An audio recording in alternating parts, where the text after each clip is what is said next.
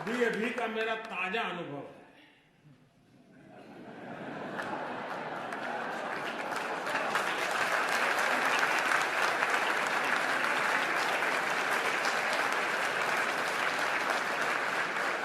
कौन से वाला?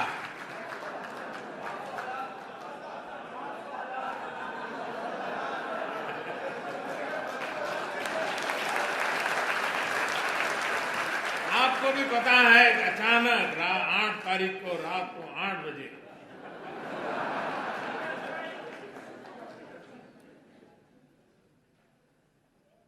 $500 और 1000 की नोट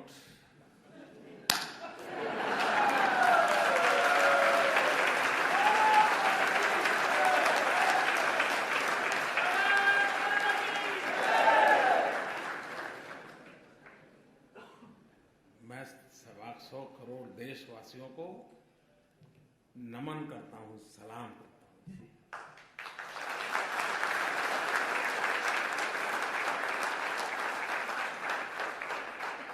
घर में शादी है, वैसे नहीं है। मां बीमार है, 1000 की नोटों का थप्पा है, लेकिन मुश्किल है। इन सब के बावजूद भी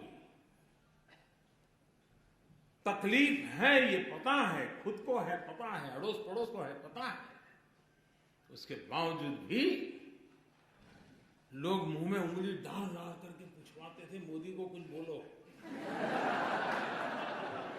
कुछ मोदी के खिलाफ बोलो। ऐसा भी चल रहा है। लेकिन मैं देश के लोगों को 100 सलाम करता हूं।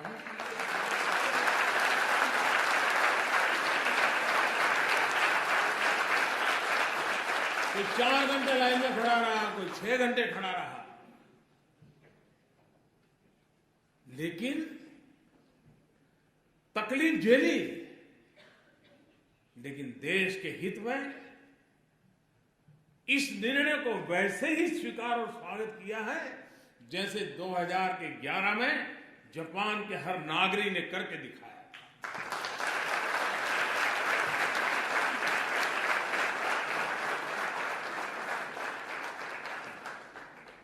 कुछ स्थान पर तो लोग 5-5 घंटे खड़े थे और अचानक एटीएम काम करना बंद कर दिया, तो भी चलो कल ठीक हो जाएगा। ये अपने आप में देश के उज्जवल भविष्य की निशानी है, उज्जवल भविष्य की निशानी है। ये ठीक है कि पाप करने वालों की संख्या कोई ज्यादा नहीं होगी, 1 लाख 2 लाख 5 लाख लोग होंगे, मुसीबत 125 करोड़ को हो रही है। लेकिन फिर भी 125 करोड़ को लगता है कि अगर इतना सा झेलने के बाद, और आपने देखा होगा, अब तो व्हाट्सएप पर सब आता होगा, पहले गंगा में कोई चवन्नी नहीं डालता था,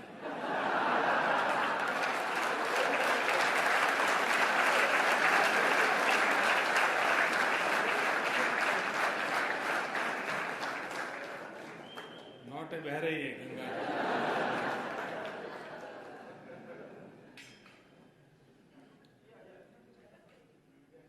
आप मुझे बताइए,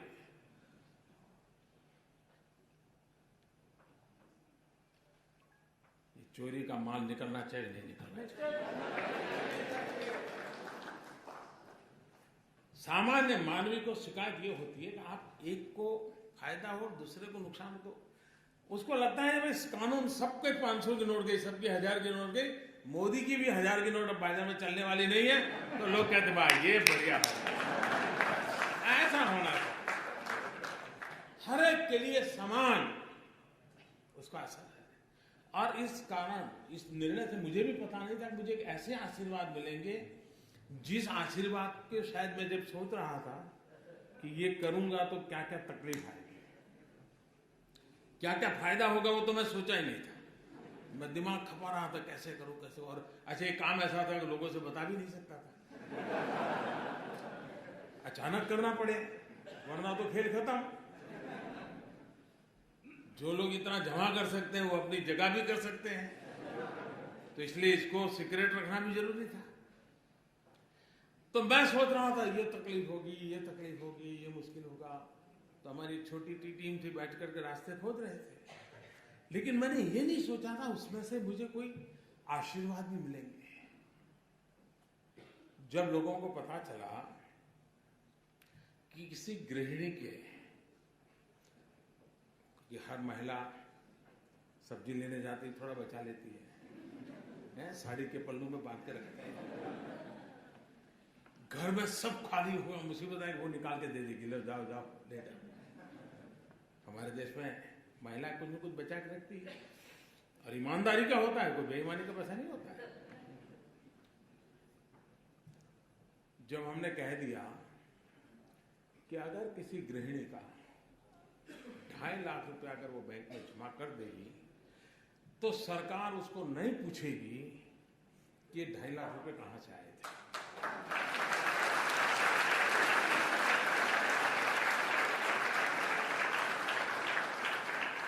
उसका परिणाम क्या हुआ मालूम है? कई बेटे और बहुएं भी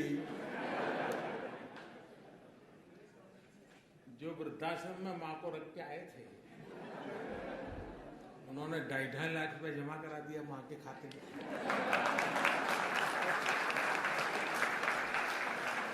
अब मुझे बताइए वो मां मुझे आशीर्वाद देगी कि नहीं देगी? ऐसी वृद्ध मां आशीर्वाद दे तो फिर योजना सफल होने में कोई आशंका रहती है क्या? भाइयों बहनों, ये बहुत बड़ा स्वच्छता का अभियान है। ये किसी को परेशान करने के लिए नहीं है। तकलीफ हुई है, तकलीफ तो होती, मुझे भी अंदाज, मैंने पहले दिन भी कहा, जब 8 तारीख को मैंने राष्ट्र के नाम संबोधन किया तब भी कहा कि इतना बड़ा देश है, 50 दिन दिए हैं, जल्दबाजी करने की जरूरत नहीं। 50 दिन दिए हैं, जाकर के अपने जो ईमानदारी के हक के पैसे हैं वो जमा कराएं, बदले में उनको खाते में पैसे आ जाएंगे। लेकिन मैं इस बात को स्पष्ट मानता हूं, बिना हिसाब का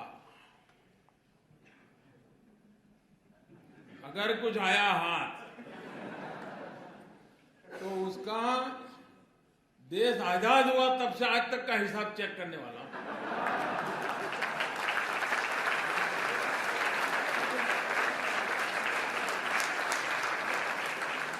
जितने लोगों को नए लाना पड़ेगा ला करके भी इस काम में लगाऊंगा। हाँ, ईमानदारी का है, उसका जय जयकार, उसको कोई प्रॉब्लम नहीं। लेकिन इस प्रकार से किसी ने जमा किया और वो सोचता होगा कि आज बैंक में रख दूंगा फिर देख लूंगा, कोई बचने वाला नहीं है। और जो लोग मुझे जानते हैं वो कुछ समझदार भी है,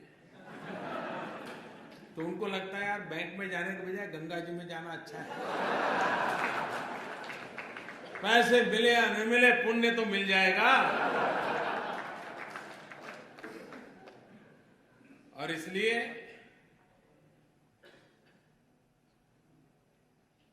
देश को मैं फिर एक बार,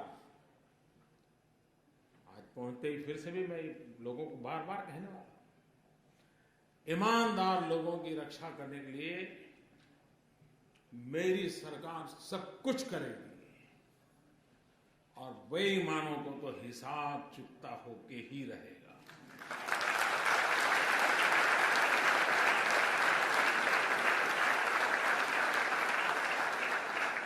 अच्छा, ऐसा नहीं कि हमने रातों रात किया है।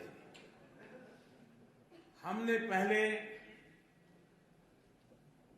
एक स्कीम निकाली कि भाई आप इतना दंड देकर के जितना दे सकते हो दे दीजिए।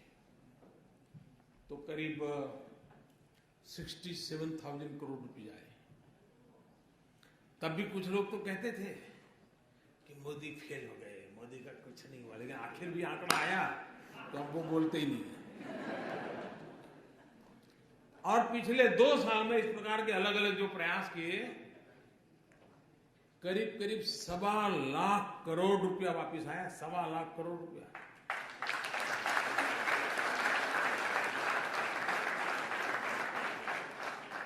तो मौका दिया था, ऐसा नहीं कि नहीं दिया था। लेकिन फिर भी अगर आपको लगता है कि वैसे ही है पहले जैसे थे, तो फिर गलती मेरी नहीं है। और इसलिए और जो लोग अब 30 दिसंबर तक उनके पास समय है, और 30 दिसंबर तक कोई तकलीफ के बिना सारा कारोबार, हाँ जल्दबाजी करेंगे तो थोड़ी तकलीफ हो सकती है, लेकिन 30 दिसंबर तक कोई मुश्किल नहीं होगा। 125 करोड़ देशवासियों का उनके हक की चीजें मिल जाएंगी। लेकिन कुछ लोग सोचते होंगे कि 30 दिसंबर के बाद, तो मैं आज फिर से यहां ऐलान करना चाहूंगा कि ये स्कीम पूरी होने के बाद दूसरा कुछ आपको ठिकाने लगाने के लिए नहीं आएगा, इसकी गारंटी नहीं है।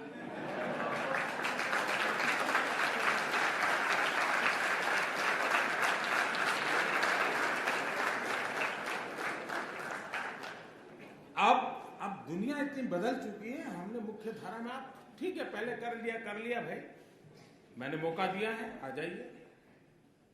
नहीं आना है तो आप जानो, आपका नसीब जाने, और आपका नसीब नहीं, आपके बेटों का नसीब की चिंता करो। लेकिन मेरे प्यारे देशवासियों, आप लोग यहाँ कड़ी मेहनत करके भारत का नाम रोशन करने में लगे हैं। आपके पुरुषार्थ से देश का गौरव भी बढ़ता है। दुनिया में जहां भी जाते हैं, भारतीय समुदाय के व्यवहार की बहुत ही सकारात्मक चर्चा विश्व में जहां जहां भारतीय समुदाय रहता है उनसे मिलती है सुनने के लिए, और उसके कारण भारत की साख भी बढ़ती है, भारत की प्रतिष्ठा भी बढ़ती है। तो ये आप लोगों का बहुत बड़ा योगदान है। मैं फिर एक बार आप सबको मिलने का मुझे अवसर मिला, मैं आपका बहुत बहुत धन्यवाद करता हूं, और मैं आपको विश्वास दिलाता हूं कि अब हिंदुस्तान निरंतर आगे बढ़ने वाला है, विकास की नई नई ऊंचाइयों को पार करने वाला है। जो सपने आप दुनिया में जाकर के दुनिया देखते हो, और जो अच्छी चीजें आप हिंदुस्तान में चाहते हो, वो सभी अच्छी चीजें हिंदुस्तान में होना संभव हो चुका है, होके